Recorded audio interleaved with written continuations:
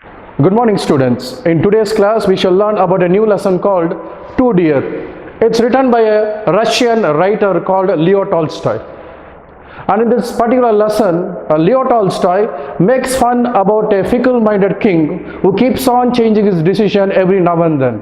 And he doesn't have a firm stand in dealing about a criminal. So let us move into this lesson and learn what is this problem all about. Near the borders of France and Italy, on the shore of the Mediterranean Sea, lies a tiny little kingdom called Monaco. There is a very small country called Monaco, and it is situated on the borders, on the frontiers of France and Italy, and on the shore of the Mediterranean Sea. Many a small country town can boast more inhabitants means residents, than this kingdom. That means when we compare Monaco with any other kingdom, they will have more population than this particular kingdom. That means Monaco had very less population.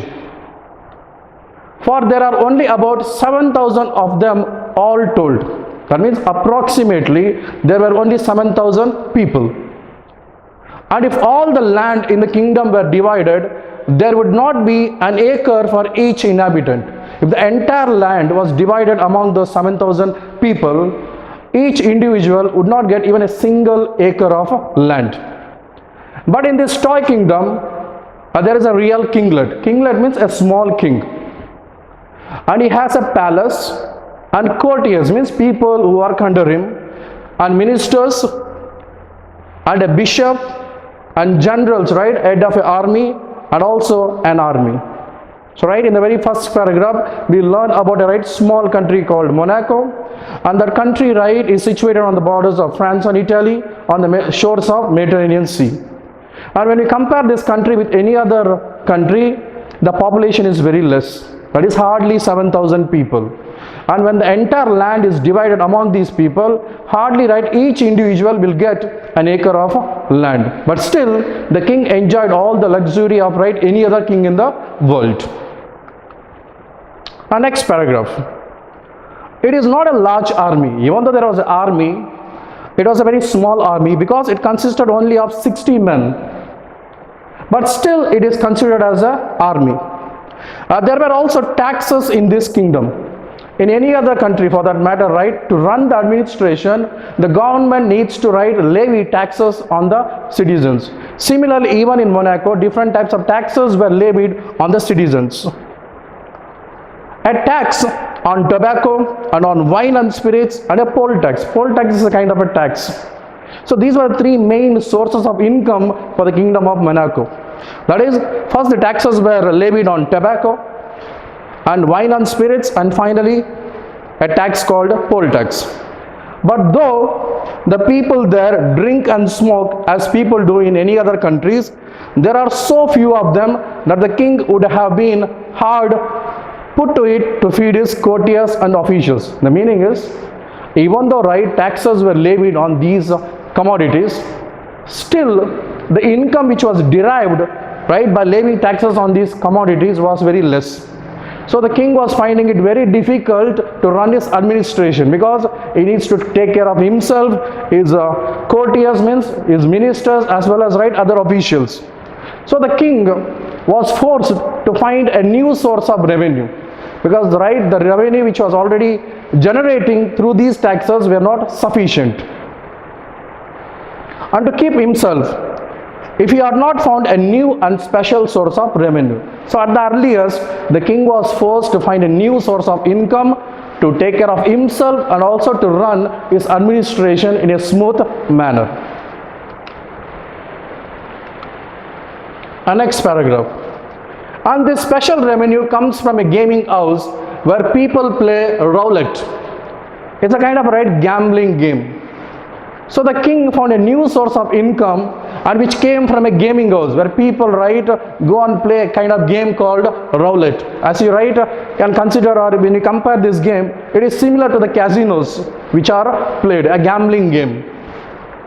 People play, and whether they win or lose, the keeper means one who runs this gaming house, the owner of the gaming house, And whether they win or lose, that means whether people win or lose while playing these games, the keeper, the owner always gets a percentage on the turnover.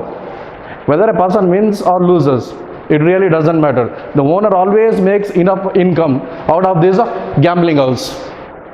And out of his profits, that is the profit which is derived from this game to the owner, what the owner does is he gives a large sum, he pays a large sum to the king, that is the king of Monaco.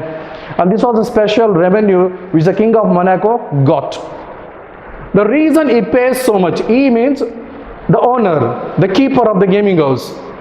The reason the owner pays so much is that it is only such gambling establishment left in entire Europe. In all the other countries, gambling was abolished. And Monaco was the one and only country in entire Europe where still this gambling practice was done. So the king of Monaco got huge income from this source. Some of the little German sovereigns means the rulers of Germany. Some of the little German rulers used to keep gaming houses of the same kind. That means long ago even people or officials in Germany used to run similar kind of gaming houses. But what happened? Suddenly, a horrible or a tragic incident took place. What was that? But some years ago, they were forbidden to do so. Suddenly, these gaming houses were closed or abolished in Germany. The reason they were stopped was because these gaming houses did so much harm.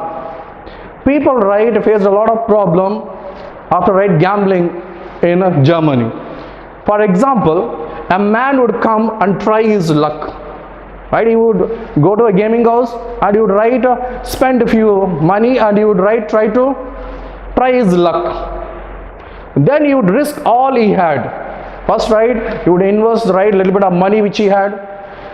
If it was not his day, he would lose all the money. And after losing the money, he would not feel like returning home. He wants to get back those money. So what does he do? He borrows money from a fellow individual or from his friend. All he had and lose it. Then he would even risk money that did not belong to him. That means he would borrow money from others and lose that too.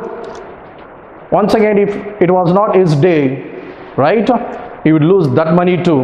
And then in despair, means utter disappointment, in the state of sorrow, he would drown or shoot himself. That means he might commit suicide.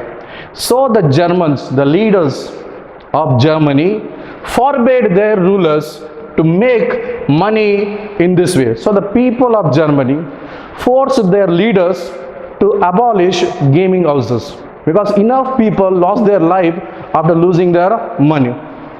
But there was no one to stop the king of Monaco, and he remained with a monopoly of the business. But there was no one to prevent the king of Monaco from deriving money through this way. So he enjoyed ultimate monopoly. He was the one and only person in entire Europe to still run the gaming house and thereby make enough profit. Next paragraph. So now everyone who wants to gamble, they have only one place. The one right stop is the place called Monaco. So everyone who wants to gamble goes to Monaco. Whether they win or lose, the king gains by it. Whether individual wins or loses, the king always gets his share of profit. And that is why the king of Monaco says, you can't earn stone palaces by honest labor. It's a proverb. That means we cannot accumulate enough money by following honest means. And that is what even the king of Monaco knows. He knows deriving income from this gambling house is not a good one, because it is taking the lives of so many people, and so many people lose their life eventually. But still the king of Monaco is not left with any other option. because he has to take care of himself, he has to run the day-to-day administration, he needs to look after right his courtiers, generals, army, etc. So this was the one and only source of additional income which he could get. So right, the king of Monaco says, you can't earn stone palaces by honest means. So he is forced to adopt this crooked means, that is deriving income from gambling houses. But what is he to do? Right? He is left with no other alternative. He is forced to go for this option. And to draw a revenue from even drink and from tobacco is also not a nice thing. The king also knows that. Right? The income which he derives from other sources, that is by selling wines and spirits and tobacco, it is also not nice. But still the king is left with no other option other than resorting to these kind of dirty business. So he lives and reigns. So the king of Monaco, by deriving income through this dirty business, he lives and also reigns, means rules the kingdom of Monaco. And rakes in the money, means goes on accumulating more and more money, and holds his court with all the ceremony of a real king. Even though he is a small king, he enjoys all the luxury of any other king in the world. He has his coronation, his levees, he rewards, sentences and pardons. That means the king of Monaco enjoyed all the luxury of any other king in the world. He has his coronation. That means he had the right, as whenever a king ascends a throne, that particular ceremony is called coronation. And even the king of Monaco enjoyed this particular ceremony. He has his levees. That means there was a long queue of attendees every day waiting for the king. He rewards. Whenever a person achieves something he was rewarded by the king of Monaco. And if ever a person committed a crime, the king of Monaco had this luxury of sentencing him like any other real king in the world. He also showed mercy for deserving criminals. And he also has his reviews. Whenever a meeting was conducted by the ministers, he reviewed those meetings. He had a council of ministers. He had a particular law for a particular crime. And also whenever a person committed something, he was tried in the courts of justice like any other king in the world, just like other kings. But the only difference between the king of Monaco and the other kings was, here everything was done in a smaller scale. With this we'll wind up. Thank you.